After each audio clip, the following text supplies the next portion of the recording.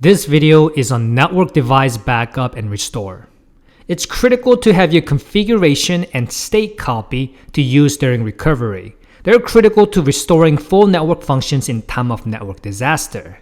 You're gonna need to copy and store the state and the configuration of all end devices and network nodes connected to the IT network to ensure you're able to bring back normal working operations after a disaster. Even before you install or remove patches, it's important to do a configuration and state backup. Many vendors offer products that perform configuration backups across the network on a regular basis and allow you to roll back changes as required.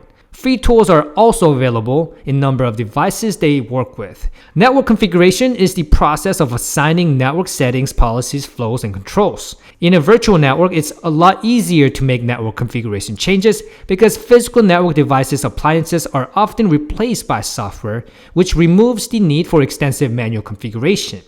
State is something set by the system as an input to itself. Configuration is something set by the user as an input to the system.